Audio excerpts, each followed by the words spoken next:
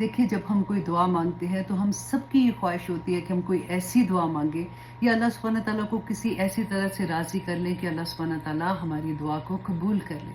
रसूल अल्लाह सल्लल्लाहु अलैहि वसल्लम ने हमें बताया था कि अल्लाह के प्यारे नामों का वास्ता देकर अल्लाह से दुआ मांगो, अल्लाह सुब्हानहू तआला कबूल करेंगे। इसीलिए रसूल अल्लाह सल्लल्लाहु अलैहि वसल्लम ने इसमें आज़म के बारे में भी बताया कि इसमें आज़म के साथ अल्लाह से दुआ मांगो कि या हय्यु या कय्यूम, या ज़ल जलाल वल इकराम, या हनानु या मनान, या रहमानु या रहीम। और इतनी प्यारी दुआ सिखाई, इससे प्यारी और क्या बात होगी कि सबसे पहले रसूल अल्लाह सल्लल्लाहु अलैहि वसल्लम ने फरमाया कि मांगो, अल्लाह सुब्हानहू तआला के सामने अपने आप को हाजिर करके कहो, अल्लाहुम्मा इन्नी अमतुका व बिन्तु अमतिका व बिन्तु अब्दिक। ए अल्लाह, मैं तेरी बंदी, मैं तेरी गुलाम, मेरी माँ भी तेरी गुलाम थी। ए अल्लाह, मेरा बाप भी तेरा गुलाम। नासियती बियदिक, कि अल्लाह मेरी पेशानी तेरे कब्जे में। देखिए, अपने वजूद की नफी कर दी कि अल्लाह सुब्हानहू तआला मैं तो कुछ भी नहीं हूँ। मादिन फिया हुक्मुक, मेरे बारे में तेरा हुक्म जारी है, अपनी मर्जी की नफी कर दी। आदलुन फिया क़दाउक, मेरे बारे में तेरा फैसला इंसाफ पर मबनी है, अपने इख्तियारात की नफी कर दी। और फिर फरमाया कि ये कहो कि अस्अलुका बिकुल्लि इस्मिन हुवा लक, कि अल्लाह मेरी कहाँ इतनी हैसियत कि मैं वो सारे नाम पता कर सकूं जो तूने अपने लिए पसंद किए हैं। ए अल्लाह, मैं उन तमाम नामों का वास्ता देके कहती हूँ, सम्मैत बिही नफ्सक औ अल्लमताहु अहदन मिन खल्क़िक, या तूने अपनी मखलूक में से किसी को सिखाया है, औ अनज़लताहु फी किताबिक, या अपनी किताब में तूने इसको नाजिल किया है, अविस्तअसरत बिही फी इल्मिल गैबि इंदक, या तूने उसे अपने इल्म गायब में रखने को तरजीह दी है। अंत जालल कुरान रबिया कल्बी व नूर सदरी व जला हुस्नी व ज़हाबा हम्मी गम्मी, इस कुरान को मेरे सीने की बहार बना दे, इसे मेरा दिल का नूर बना दे, मेरे रंजो गम और मेरी परेशानियों को दूर करने का जरिया बना दे। आमीन सुम आमीन। आप लोग भी याद कर लीजिए दुआ को, जब भी कभी कोई परेशानी आए, कोई भी मुश्किल आती है तो ये दुआ को आप जरूर पढ़ा करें। थोड़ी मुश्किल है याद करना, लेकिन अगर आप इसको एक पेपर पे लिख लेंगे, आप इसको बार बार पढ़ेंगे तो इंशाल्लाह आपको आसानी से याद हो जाएगी। अगर पूरी नहीं भी याद होती तो आप उर्दू में इसको याद कर ले कि ए अल्लाह, मैं तेरी बंदी हूँ। अंता जलाल कुरान रबिया कल्बी व नूर सदरी व जला हुस्नी व ज़हाबा हम्मी गम्मी। ए अल्लाह, इस कुरान को मेरे दिल की बहार बना दे। ए अल्लाह, मेरे गम और मेरी परेशानियों को दूर करने का जरिया बना दे। ए अल्लाह, इसे मेरे दिल की बहार और मेरे सीने का नूर बना दे। वक्त हमारे पास होगा तो हम कुरान की फजीलत के बारे में बात करें, ताकि हमें इससे मोहब्बत हो, क्योंकि रसूल अल्लाह सल्लल्लाहु अलैहि वसल्लम ने फरमाया था ना कि तुम मोमिन ही नहीं हो सकते हो जब तक तुम अल्लाह सुब्हानहू तआला से और रसूल अल्लाह से हर शय से ज़्यादा मोहब्बत ना करो। और ये मोहब्बत इसी तरह से आएगी जब हमें अल्लाह सुब्हानहू तआला की रहमतों का, बरकतों का, अल्लाह सुब्हानहू तआला ने जितने करम हम पे किए हैं उसका एहसास होगा। एक लैलतुल कदर क्यों, मैं चीज़ क्या हूँ, रेत के एक जर्रे से भी छोटा ज़रा, कायनात अल्लाह सुब्हानहू तआला ने जैसे बनाई, आप देखें उसके अंदर मेरी प्लेसमेंट किधर है। और अल्लाह की इतनी अता, अल्लाह अकबर। देखिए, अल्लाह सुब्हानहू तआला मुस्लिम उसमें आता है, अहमद में, अपनी औलाद को कुरान पाक की तालीम दिलाने वाले वालिदैन को क़यामत के रोज़ दो ऐसे कीमती लिबास बनाए जाएंगे जिसके मुकाबले में दुनिया और आखिरत की सारी दौलत ही होगी। अल्लाह अकबर। मुझे इससे याद आता है, मेरी बहुत प्यारी दोस्त है फ़ाइज़ा पारिक, जब उसका बेटा पैदा हुआ ना तो उसने वैसी मन्नत मांग ली थी। तो अल्हम्दुलिल्लाह उसने जब अपने बच्चा, उसका तरावी होती है, जब वो पढ़ाता है ना तो उसकी शक्ल देखने वाली होती है। वो आके फ़ौरन कान में कह देगी, अभी अमार पढ़ा रहा है, ज़रा सुन लेना। तो अल्हम्दुलिल्लाह दुनिया में भी खुशियाँ मिल जाती हैं, दुनिया में भी सुकून मिलता है। ऐसी औलाद अल्लाह सुब्हानहू तआला सबको अता करे। तो इसके अलावा कुरान पाक की एक एक आयत पे एक एक हरफ पे 10-10 नेकियां मिलती हैं। अच्छा, अब मैं आपको थोड़ा सा ना सहाबा के बारे में बताना चाहती थी। रसूल अल्लाह सल्लल्लाहु अलैहि वसल्लम के बारे में तो हमने बहुत सी हदीस पढ़ी हैं और जानते भी हैं अल्हम्दुलिल्लाह। तो सहाबा जब सुनते थे रसूल अल्लाह सल्लल्लाहु अलैहि वसल्लम से तो उनका अमल क्या होता था। तो यहाँ पे देखिए, हज़रत अब्दुल्ला बिन अमर को कुरान पाक से रदियल्लाहु अन्हु को कुरान पाक से ऐसी मोहब्बत थी कि हिफ्स करने के बाद पूरी दिन और रात में ही कुरान ख़त्म कर लेते थे। हमें यकीन नहीं आता ऐसे कि अल्लाह अकबर, ऐसे कैसे, दुनिया में और भी तो काम करने हैं। लेकिन उनको इतनी मोहब्बत हो गई थी, मैं उसमें हदीस में पढ़ी थी कि उनको और कुछ, मतलब वो सारा वक्त यही पढ़ते रहते थे। अच्छा, जब रसूलुल्लाह सल्लल्लाहु अलैहि वसल्लम को पता चला تو انہوں نے کہا کہ عبداللہ مجھے ڈر ہے کہ تمہاری عمر لمبی ہوگی اور عمر بھر تم اس بات کی پابندی نہیں کر سکو گے، اس لیے میں تمہیں یہ کہتا ہوں کہ تم مہینے میں ایک مرتبہ قرآن ختم کیا کرو۔ حضرت جو عبداللہ تھے انہوں نے رسول اللہ سے کہا کہ رسول اللہ میرے میں اس سے زیادہ کی طاقت ہے، میں کر سکتا ہوں۔ تو رسول اللہ صلی اللہ علیہ وسلم نے فرمایا کہ اچھا یوں کرو کہ 10 دن میں ختم کر لو۔ پھر کہنے لگے کہ یا رسول اللہ میرے پاس اس سے زیادہ طاقت ہے، میں زیادہ پڑھ سکتا ہوں۔ تو رسول اللہ صلی اللہ علیہ وسلم نے کہا اچھا پھر 7 ڈیز میں ختم کر لو۔ انہوں نے کہا نہیں میں اس سے بھی زیادہ کر سکتا ہوں۔ تو رسول اللہ نے کہا کہ نہیں 7 ڈیز میں تم اس کو ختم کر لو، تو اتنا ہی ہے کیونکہ پوری زندگی پھر اس پہ تم قائم رہو گے۔ اب دیکھیے کہ ان کی محبت کہ کس طرح سے وہ پڑھتے تھے، کیونکہ حافظ بھی تھے۔ اچھا حضرت اکرمہ رضی اللہ عنہ ایمان لانے کے بعد دن رات قرآن کی تلاوت کرتے رہتے تھے، اور پھر پتہ کیا کرتے تھے، اب میں سے اکثر نے یہ کیا ہوگا، یہ تو مجھے پکا پتہ ہے کہ پھر وہ کیا کرتے تھے، قرآن پاک کو اپنے منہ پہ رکھتے تھے، اپنے چہرے پہ لگاتے تھے، بار بار اپنے سینے پہ لگاتے تھے، اور پھر کہتے تھے کہ میرے رب کا کلام، میرے رب کی کتاب، اور پھر خشیت الہی سے رونا شروع ہو جاتے تھے۔ تو یہ تو اکثر ایسے ہوتا ہے جب قرآن پاک ہماری زندگی میں کھلتا ہے تو ہمیں ایسی ہی محبت ہو جاتی ہے۔ حضرت اسید رضی اللہ عنہ بیان کرتے ہیں ان کا کہ قرآن پاک کی تلاوت سن کر ایمان لے کے آئے تھے یہ، تو قرآن پاک کے ایسے شدائی کے ایمان لانے کے بعد قرآن ہی کے ہو کر رہ گئے۔ دوسرے لوگ جب رات کو نیند کی آغوش میں چلے جاتے تو یہ قرآن کھول کے تلاوت کرنا شروع ہو جاتے تھے۔ ان کی آواز بھی بہت پیاری تھی۔ تو کہتے کہ ایک رات وہ قرآن پاک کی تلاوت کر رہے تھے کہ دیکھا کہ آسمان سے روشن قندیلیں ان کو نظر آئیں کہ ٹوورڈ ان کی آ رہی ہیں، تو انہوں نے ڈر گئے، انہوں نے اس کے بعد نا اور پھر ایک اور حدیث میں آتا ہے ان کا چھوٹا بیبی تھا، وہ ان کے ساتھ مطلب پاس ہی لیٹا ہوا تھا، اور ساتھ گھوڑا، ان کا گھوڑا جو تھا وہ بندھا ہوا تھا۔ تو جیسے قندیلیں پاس آنے شروع ہوئی تو گھوڑا بدک گیا، مطلب زیادہ پاؤں اٹھا کے جیسے مارتے ہیں نا، تو ان کو یہ ڈر ہوا، وہ رکے اور پھر دیکھا گھوڑا بھی ٹھیک ہو گیا، پھر پڑھنا شروع ہوئے، گھوڑے نے پھر بدکنا شروع کر دیا۔ تو ان کو یہ ڈر ہوا کہ بچہ ساتھ ہے، تو انہوں نے روک دیا قرآن پاک کو پڑھنا۔ صبح جب یہ رسول اللہ صلی اللہ علیہ وسلم کے پاس گئے اور ان کو جا کے انہوں نے بتایا کہ میں نے تو ایسے دیکھا تھا رات کو، یہ واقعہ ہوا تھا کہ میں نے روک دیا، تو رسول اللہ صلی اللہ علیہ وسلم نے فرمایا کہ اگر تم اس کی تلاوت کرتے رہتے تو فرشتے بالکل تمہارے قریب آ جاتے، اور اتنے قریب آ جاتے کہ صبح لوگ اپنی آنکھوں سے ان کو دیکھتے۔ سبحان اللہ۔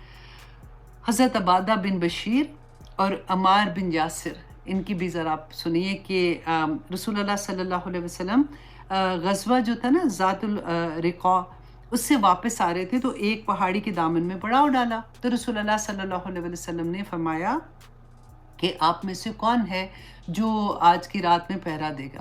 تو عبادہ بن بشیر اور عمار بن یاسر نے کہا کہ ہم اس کے آج پہرا دیتے ہیں۔ تو پھر دونوں نے آپس میں بات کی کہ کون پہلے ٹائم دے گا، کون پچھلے ٹائم دے گا۔ تو عبادہ بن سامت انہوں نے کہا کہ اچھا میں پہلے ٹائم پہرا دے دیتا ہوں۔ عمار نے کہا کہ میں سو جاؤں گا، اتنی دیر میں فریش اٹھوں گا آدھی رات کو، تو پھر میں پہرا دے دوں گا، آپ ریسٹ کر لینا۔ تو عبادہ بن سامت نے کہا ٹھیک ہے۔ وہ جیسے ہی وہ پہرا دینے کے لیے بیٹھے تو اتنی دیر میں ان کا دل ہوا کہ میں قرآن پاک کی تلاوت شروع کر دوں، تو انہوں نے سورہ کہف پڑھنا شروع کر دیا، اور 2 رکعت نماز سے اللہ سبحانہ تعالیٰ کے سامنے حاضر ہو گئے۔ اب دشمن پیچھے سے کہیں اس میں تھا کہ میں دیکھیں کہ کب یہ سو جائیں گے تو وہ پیچھے سے حملہ کریں گے، تو انہوں نے جب یہ دیکھا تو پیچھے سے اس نے تیر مارا جو عبادہ بن سامت کے جسم میں پیوست ہو گیا۔ اب یہ تلاوت کر رہے تھے اور اتنے مگن تھے کہ انہوں نے وہ تیر کھینچ کے نکالا۔ ہم تو یہ پڑھتے ہوئے ایسے لگتا ہے کوئی الف لیلہ کی کہانی ہے، ایسے کیسے ہو سکتا ہے، ایسے ذہن میں آتا ہے۔ تو انہوں نے اپنا تیر کھینچ کے نکالا اور تلاوت اپنی جاری رکھی۔ اچھا اتنی دیر میں اس نے جسے ایک اور تیر پھینکا جو سیکنڈ تیر بھی ان کو لگا، ایگزیکٹلی وہی کیا کہ تیر نکال کے پھینکا اور تلاوت کرنے لگے۔ تیسرا تیر جب لگا نا تو عبادہ بن سامت کہتے ہیں کہ ان کو یہ لگا کہ شاید میں زندہ نہ رہوں، تو میرے اوپر جو ذمہ داری ہے، رسول اللہ نے میرے اوپر جو ذمہ داری ڈالی تھی، تو اس لیے مجھے نماز توڑنی پڑی، نفلی نماز تھی حالانکہ۔ تو انہوں نے نماز توڑی اور حضرت یاسر جو تھے ان کو اٹھایا۔ وہ جب اٹھے تو وہ ڈر گئے دیکھ کے، انہوں نے کہا کہ تم نے مجھے پہلے کیوں نہیں اٹھایا؟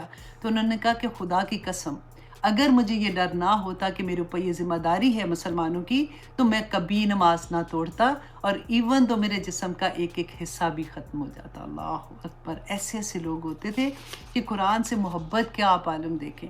حضرت زید بن ثابت کاتب وحی چھوٹے تھے بہت زیادہ. جنگ بدر میں جب رسول اللہ صلی اللہ علیہ وسلم صحابہ کو لے کے گئے نا تو یہ بھی آ گئے. آخر انہوں نے کہا میں نے بھی جانا ہے. رسول اللہ نے کہا کہ نہیں ابھی تم بہت چھوٹے ہو, تھوڑے بڑے ہو جاؤ گے پھر لے جاؤں گا. انہوں نے بہت ضد کی. رسول اللہ نے کہا کہ نہیں ابھی تم بہت چھوٹے ہو, تم ابھی جنگ میں نہیں جا سکتے. تو پھر واپس چلے گئے. کچھ ہی دیر کے بعد پھر ضد کی انہوں نے اپنی امی سے. اپنی ماں کو کہا کہ مجھے آپ لے کے جو رسول اللہ صلی اللہ علیہ وسلم کے پاس. تو ان کی ماں جو ہے وہ رسول اللہ کے پاس آئیں اور آ کے کہا کہ یا رسول اللہ اس کو قرآن سے بہت محبت ہے. اب دیکھیے اس نے 17 صورتیں ویسے یاد کر لی ہیں جیسے جبرائیل علیہ السلام نے آپ پر قرآن نازل کیا تھا. رسول اللہ صلی اللہ علیہ وسلم نے جب سنی تو اتنا خوش ہوئے ان کی آواز سن کے بھی. اور پھر انہوں نے رسول اللہ کو بتایا کہ یہ لکھنا بھی اب جانتے ہیں. انہوں نے وہ بھی عربی لینگویج جو ہے لکھنا بھی جانتے ہیں. تو رسول اللہ صلی اللہ علیہ وسلم نے ان کو کہا کہ تم میرے لیے عبرانی زبان سیکھو تاکہ میں یہودیوں پہ اعتبار نہیں کرتا جب وہ پڑھتے ہیں کوئی مسئلہ ایسا ہوتا ہے. تو حضرت زید بن ثابت وہ تھے کہ جنہوں نے فوراً رسول اللہ صلی اللہ علیہ وسلم کے کہنے پر کچھ ہی دنوں میں عبرانی زبان پورا عبور حاصل کر لیا. اور یہ کاتب وحی تھے. اچھا حضرت ابی بن کعب اللہ اکبر کہ رسول اللہ صلی اللہ علیہ وسلم نے کہا کہ ابی بن کعب کو کہ مجھے قرآن سناؤ کیونکہ مجھے اللہ نے حکم دیا ہے کہ میں تمہارے سے قرآن سنوں. بہت خوبصورت آواز میں پڑھا کرتے تھے. تو ابی بن کعب نے کہا کہ کیا اللہ سبحانہ تعالیٰ نے میرا نام لیا ہے؟ رسول اللہ صلی اللہ علیہ وسلم نے فرمایا کہ ہاں اللہ سبحانہ تعالیٰ نے تمہارا نام لیا ہے. تو روتے جائے اور قرآن پڑھتے تھے. اتنی فضیلت. اللہ اکبر. اب دیکھیے وہی بات کہ جس رات کو نازل ہوا صرف نازل ہوا اس رات کی اتنی فضیلت کہ اللہ سبحانہ تعالیٰ نے کہہ دیا کہ الف شہر ہزاروں مہینوں سے بڑی رات ہے. رسول اللہ صلی اللہ علیہ وسلم جو تمام نبیوں کے سردار. اور پھر آپ دیکھیے وہ فرشتہ جو لے کے نازل ہوا جبرائیل علیہ السلام فرشتوں کے سردار. اتنا پیارا کلام آج میرے اور آپ کے ہاتھ میں. اب یہاں پہ ایک اور چیز آپ دیکھیے کہ قرآن نازل ہوا ایک دم سے. جب ہم نے انزلہ کا آپ کو بتایا نا میں نے کہ یک بار کی نازل ہونا, تو بیت العزہ میں جب وہ نازل ہوا تو کہاں پہ تھا؟ بیت المعمور میں تھا. بیت المعمور میں قرآن پاک آلریڈی پورے کا پورا لکھا ہوا. حیرت ہوتی ہے آپ کو اس بات کہ قرآن پاک میں کیا تھا.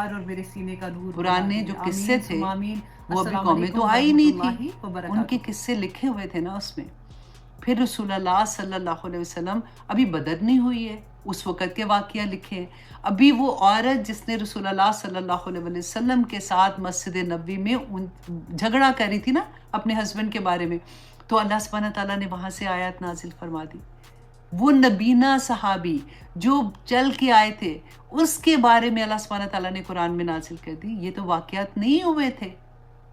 حیرت ہوتی ہے نا جب ہم ڈیپتھ میں سوچتے ہیں چیزوں کو. تو قرآن پاک کب لکھا ہوا تھا؟ دیکھیے قلم کو کب کہا تھا اللہ سبحانہ تعالیٰ نے لکھے؟ جب یہ دنیا بننے سے, انسانوں کے پیدا ہونے سے 50,000 سال پہلے قلم کو کہا گیا تھا کہ لکھ. اس نے کہا میں کیا لکھوں؟ اللہ سبحانہ تعالیٰ نے فرمایا سب کی تقدیریں لکھ دے. اور اس کے بعد قلم توڑ دیے گئے. یہ کہا قلم خشک ہو گئے. حضرت علی کا قول آتا ہے. اور ہمارے پاس پھر کیا رہ جاتا ہے؟ صرف دعا کا ہتھیار ہے. دعا اسی لیے عبادت ہے. تقدیر کا لکھا ہوا ہو جاتا ہے, اس سے پہلے ہی دعائیں کر لیں. دیکھیے دعا جو ہوتی ہے نا وہ بالکل اب میڈیسن کی طرح سمجھیں. کوئی دعا ایسی ہوتی ہے کہ میڈیسن کی بات کریں, کوئی ایسی دعائی ہوتی ہے کہ ہمیں زندگی میں ایک ہی دفعہ فار ایگزامپل لینی ہے. کوئی ایسی ہوتی ہے کہ ہمیں سال میں ایک دفعہ لینی ہے. کچھ ایسی ہوتی ہے جیسے ہمیں کوئی ایسا انفیکشن ہو جاتی ہے تو پھر وہ کہتے ہیں کہ 3 گولیاں ایوری ڈے ایک ایک کھا لو. کوئی ایسی ہوتی ہے کہ کہتے ہیں صبح بھی کھانی ہے رات کو بھی کھانی ہے. ڈفرینٹ ہوتی ہے نا. اب دیکھیں بعض دعائیں ایسی ہوتی ہیں جن کا اثر وہ سرٹن لیول تک ہوتا ہے. صبح شام کی دعائیں کیوں رسول اللہ نے کہا کہ صبح پڑھو پھر رات کو پڑھو. صبح جب پڑھو گے تو فجر سے لے کے مغرب تک اللہ کی پروٹیکشن میں ہو. مغرب میں پڑھو گے تو پھر صبح فجر تک اللہ سبحانہ تعالیٰ کی پروٹیکشن میں آ جاؤ گے. اور پھر اس کے علاوہ جو باقی کی دعائیں ہیں ہم پڑھتے ہیں نا قرآن پاک میں کہ قرآن پاک جو ہے وہ شفا ہے، لما فی الصدور، جو دلوں میں ہے اس کے لیے شفا ہے۔ اور پھر قرآن پاک تسکین ہے کہ الا بذکر اللہ تطمئن القلوب۔ قرآن پاک آیت الکرسی ایک دفعہ پڑھتے ہیں، رات کو پڑھو تو اللہ سبحانہ تعالیٰ کی حفاظت میں، گھر سے نکلو تو اللہ سبحانہ تعالیٰ کی حفاظت میں۔ اللہ سبحانہ تعالیٰ نے دنیا میں ہمیں یوں ہی نہیں بھیج دیا، وہ اتنی محبت، اللہ سبحانہ تعالیٰ کا اتنا کرم کہ ایک ایک جگہ پر ہماری رہنمائی ہے۔ ایک ایک قرآن پاک کھول کے جب ہماری زندگی میں قرآن کھلتا ہے تو کیوں رونا آتا ہے، کیوں بندہ پریشان ہو جاتا ہے کہ یہ چیز مجھے پہلے کیوں نہیں پتا تھی؟ کیونکہ ایک ایک آیا آپ کو گائیڈ کرتی ہے کہ اس دنیا میں کیسے رہنا ہے، اس دنیا میں سکون کے ساتھ کیسے رہنا ہے۔ رہنا تو سب نے ہے نا، جو آیا ہے جب تک اس کی موت نہیں آتی اس نے رہنا ہی رہنا ہے۔ اور بعض لوگ آپ کے سامنے ہیں کیسے رہتے ہیں، اور بعض لوگ دیکھیے قرآن میں جب یہ میں کانسیپٹ کو وہ کہتے ہیں نا تدبر کرنا، جب میں سوچ رہی تھی کہ اللہ اکبر، قرآن پاک اس وقت لکھا ہوا تھا جب اللہ سبحانہ تعالیٰ نے ابھی تو پیدا بھی نہیں ہوئے تھے، اور قوم عاد کا قصہ، کون لوگ فار ایگزامپل بدر میں کون کون سے صحابہ نے جانا ہے، کس نے شہید ہونا ہے، کس جگہ پہ شہید ہونا ہے، کہاں پہ ان کو کیا رتبہ ملے گا۔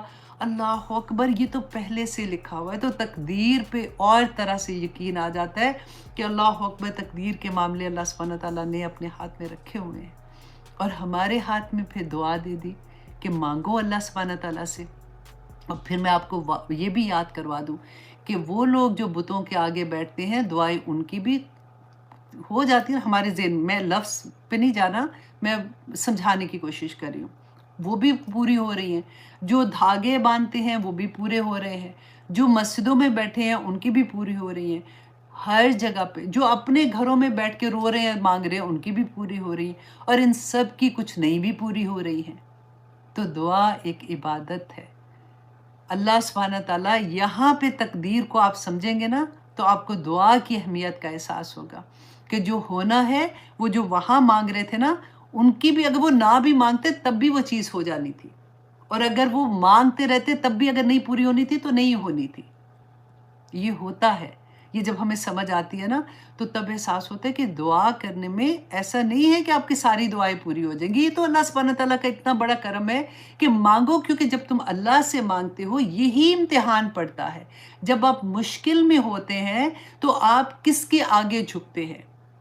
پھر آپ کو اگر کوئی کہتا ہے، دیکھیں غم میں، مشکل میں سب سے زیادہ مشکل اس وقت آ جاتی ہے جب کوئی اپنے لو ون کو ڈاکٹرز جواب دے دیتے ہیں، تو کوئی نہ کوئی ہمیں کہتا ہے کہ فلاں جگہ پہ جاؤ گے تو وہ اس نے فلاں کو ٹھیک کر دیا، تو بغیر سوچے سمجھے کئی دفعہ بندہ وہ حرکت کر جاتا ہے کہ ایمان بھی چلا جاتا ہے بندے کا۔ واضح طور پہ اللہ نے بتا دیا کہ تقدیر میں جو لکھا ہے نا، بیماری بھی تقدیر سے آتی ہے، تکلیفیں بھی تقدیر سے آتی ہیں۔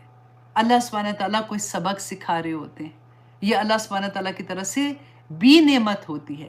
اللہ سبحانہ تعالیٰ نے اگر مسلمان کو جو اتنا اجر ملتا ہے، وہ اس لیے احد میں پڑھا تھا نا، قرآن پاک میں احد کی جنگ میں آیا تھا، جب مسلمان سیڈ تھے، غمگین تھے، تو اللہ سبحانہ تعالیٰ نے کہا کہ وہ جو پچھلے سال تم نے ان کے 70 مار دیے تھے، تو وہ تو اللہ پہ یقین بھی نہیں اس طرح سے کرتے، تو وہ بھی آگے تھے تم سے لڑنے کے لیے۔ تم تو اللہ سبحانہ تعالیٰ پہ یقین کرتے ہو، آج تمہیں نقصان پہنچا ہے تو تم کیوں پریشان ہو؟ تو اس بات کو سمجھنے کی ضرورت ہے کہ جس وقت اللہ سبحانہ تعالیٰ نے ہمیں یہ دعا کا ہتھیار دیا ہے تو ضروری نہیں ہے کہ وہ دعا قبول ہو۔ اللہ سبحانہ تعالیٰ کوئی نہ کوئی مصلحت ہوتی ہے مسلمانوں کے پاس، یہ بہت بڑی اللہ سبحانہ تعالیٰ کی طرف سے رحمت ہے کہ ہم جب اللہ کے سامنے حاضر ہوتے ہیں تو ہم بیسیکلی کیا کہتے ہیں؟ لا الہ الا اللہ، ہم اس پہ مہر لگاتے ہیں کہ میں صرف اپنے رب کے سامنے حاضر ہوں۔ دعا اس لیے بھی اتنی بڑی عبادت ہے، اور پھر اللہ سبحانہ تعالیٰ قبول کر لے تو پھر اس کے بعد تو کوئی بات ہی نہیں رہتی۔